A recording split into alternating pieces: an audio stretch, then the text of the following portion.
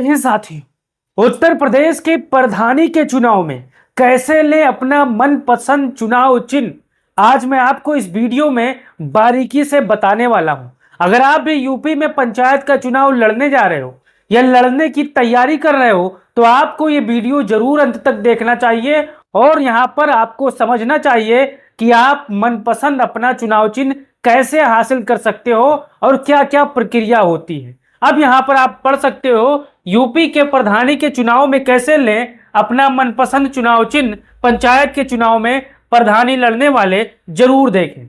जैसा कि आपको पता है यूपी में पंचायत चुनाव का बिगुल बज चुका है। हर नौजवान, हर उम्रदराज लगातार प्रधानी के चुनाव में मजबूती के साथ कूद चुका है। लेकिन अब खबर यह है कि यूपी में कैसे अपना मनपसंद जो होता है चुनाव चिन्ह उसको कैसे हासिल कर सकते हैं, तो मैं आज आपको वीडियो में समझाने वाला हूं। अगर ये वीडियो आप यूट्यूब पर देख रहे हो तो चैनल को सब्सक्राइब कर लो, फेसबुक पर देख रहे हो तो पेज को फॉलो कर लो साथियों। अब यहां पर आप देख सकते हो मैंने चुनाव चिन्ह की एक पूरा तरीके से लगा दिया है। आप देख सकते हो किसी को यहाँ पर चश्मा मिलता है तो किसी को गिलास मिलता है तो किसी नारियल पेड़ मिलता है तो किसी को यहाँ पर अनाज बसाता हुआ किसान मिलता है, किसी को किताब मिलता है तो किसी को जग मिलता है, किसी को बस मिलता है। लेकिन अब आप मनपसंद तरीके से अपना चुनाव चिन्ह को चुनाव कर सकते हो और इसे कैसे आवेदन करना है मैं आपको समझाने वाला हूं। तो आप यहां पर अगर प्रधानी लड़ने वाले होंगे तो आप जरूर बताइएगा कि यहां मैं लड़ने जा रहा हूं तो हम कैसे करें, सवाल भी पूछ सकते हो। अब यहां पर आप देखिए पंचायत चुनाव में चुनाव चिन्ह कौन देता है, इसको आपको पहले समझना है। अब यहां पर उत्तर प्रदेश में ग्राम पंचायत, क्षेत्र पंचायत, ब्लॉक और जिला पंचायत के चुनाव राज्य निर्वाचन आयोग यूपीएससी कराता है, यानी चुनाव आयोग कराता है जो स्टेट कमीशन होता है। इसलिए प्रधान पद के उम्मीदवारों को चुनाव चिन्ह सिंबल भी राज्य निर्वाचन आयोग ही देता है, न कि चुनाव आयोग। यहां पर आपको समझना है इलेक्शन कमीशन ऑफ इंडिया का जो यहां पर उत्तर प्रदेश का राज्य इकाई है वहीं पर अपने जो पीठासीन अधिकारी होते हैं वहां पर जब आप नामांकन जमा करने जाओगे तभी आपको प्रक्रिया से यहां पर गुजरना पड़ेगा। तो यहां पर पहली बात आप समझ चुके हैं कि नामांकन में करते टाइम आपको सिंबल कौन देता है। अब यहां पर देखिए प्रधान पद का चुनाव गैर दलीय, आपको पता है यूपी में पंचायत का चुनाव होता है ये बिना दल के होता है। इसमें कोई भी आकर चुनाव लड़ सकता है और इसमें चाहे समाजवादी पार्टी हो, भारतीय जनता पार्टी हो, बहुजन समाज पार्टी हो, कांग्रेस पार्टी हो या अन्य कोई पार्टी हो, ये इस चुनाव में भाग नहीं लेती हैं, अपना सिंबल नहीं देती हैं। यहां पर यही लिखा हुआ है पंचायत चुनाव राजनीतिक पार्टियों के नाम पर नहीं लड़े जाते। इसका मतलब यह है कि कोई प्रत्याशी बीजेपी या एसपी या कांग्रेस के चिन्ह से नहीं लड़ सकता। सभी उम्मीदवार स्वतंत्र इंडिपेंडेंट माने जाते हैं, इसलिए सभी को आयोग की ओर से आरक्षित या सामान्य प्रतीक सिंबल दिया जाता है। अब ये बात समझ चुके हो, प्रधानी के चुनाव में, पंचायत के चुनाव में पार्टियां भाग नहीं लेती हैं, ये आप जान गए होंगे। अब तीसरा क्या है, चुनाव चिन्ह किस आधार पर मिलते हैं इसको समझना बेहद जरूरी है। तो चुनाव चिन्ह तय करने के लिए कुछ नियम और प्राथमिकता क्रम है, ये आप पहले समझिए। पहले आओ पहले पाओ, फरिस्ट कम फरिस्ट सर्व।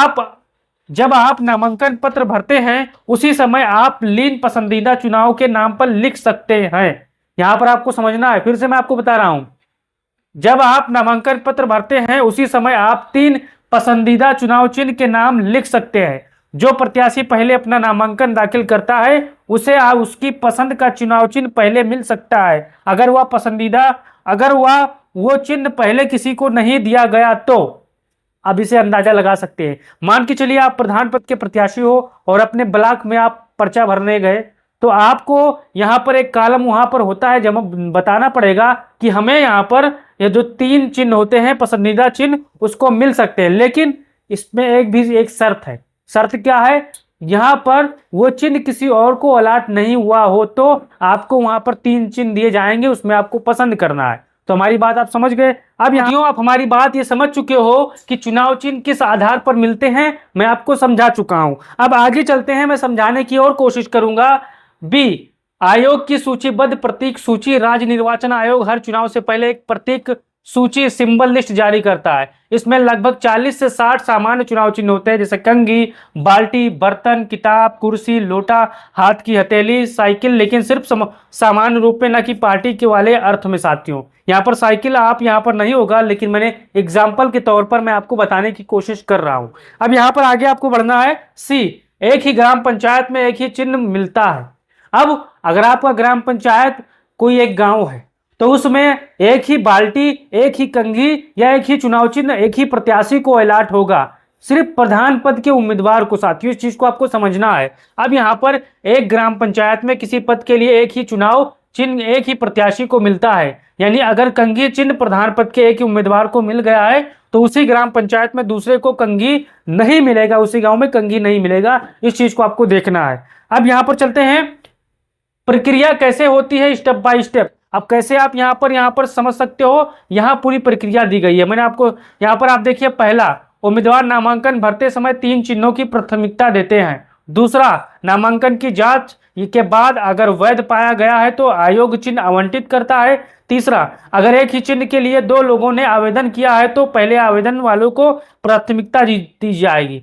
यानी आप मान के चलिए आपका पसंदीदा चीज है केतली, और आपने भी आवेदन किया है और आपका जो प्रतिद्वंदी प्रत्याशी है उसने भी आवेदन किया है। अगर नामांकन पत्र पहले टेबल पर आपका पहुंचा तो आपको ही केतली मिलेगी, आपकी जो प्रतिद्वंदित प्रत्याशी है उसको नहीं मिलेगी। इस चीज को ध्यान देना है। यानी जैसे नामांकन टेबल पर पहला नामांकन पत्र वहां पर पहुंचा, उसी को यहां पर अलॉट होगा।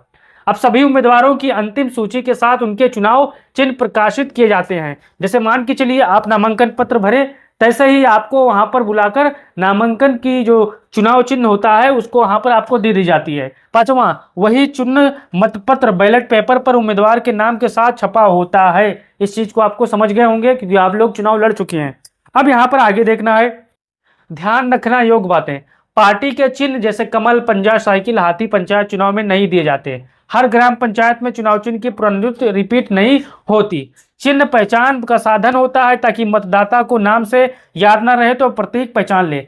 चुनाव चिन्ह इसलिए होता है कि मान के चलिए कोई प्रत्याशी है, उसका नाम भूल गए तो यहाँ पर याद रहेगा कि कंघी या साइकिल या जो केतली है फलाने बाबू का प्रत्याशी है, फलाने बाबू का चुनाव चिन्ह है, इसलिए मैं उसको वोट देना। यानी चिन्ह जो होता है वो याददाश्त के लिए यहाँ पर दिया जाता है, पहचान के लिए दिया जाता है। अब यहाँ पर आगे देखिए, यहाँ पर उदाहरण मैंने आपको समझाने की कोशिश कर रहा हूं। मान लो ग्राम पंचायत हरिहरपुर में प्रधान पद के लिए 5 उम्मीदवार हैं, तो प्रत्याशी का नाम, पसंदीदा चुनाव चिन्ह, मिला हुआ चिन्ह। राम नारायण यादव को बाल्टी, कंघी, कुर्सी उनका पसंदीदा है तो उन्होंने 3 यहाँ पर भेजा।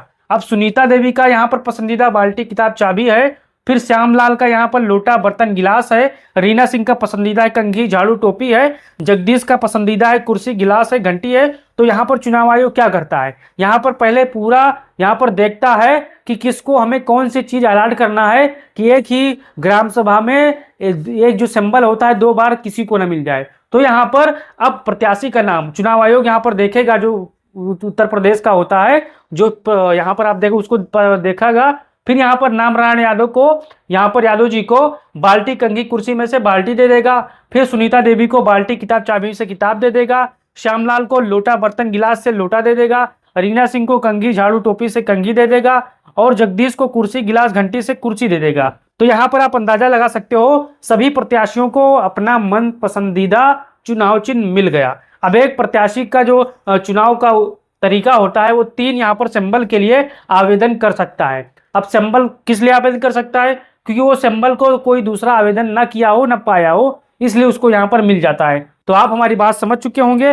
अब अपना राय दीजिए और बताइए कि आप प्रधानी का चुनाव लड़ने जा रहे हो या पंचायत का चुनाव पहली बार लड़ चुके हो या फिर पहली बार आप तैयारी में हो। आप अपना राय दीजिए और बताइए आपको क्या समझ में आया या समझ में नहीं आया। तो अपना राय दीजिए और बताइए आप वीडियो कहाँ से देख रहे हो। अगर फेसबुक पर देख रहे हो तो पेज को फॉलो कर लो, यूट्यूब पर देख रहे हो तो चैनल को सब्सक्राइब कर लो। जय हिंद साथी।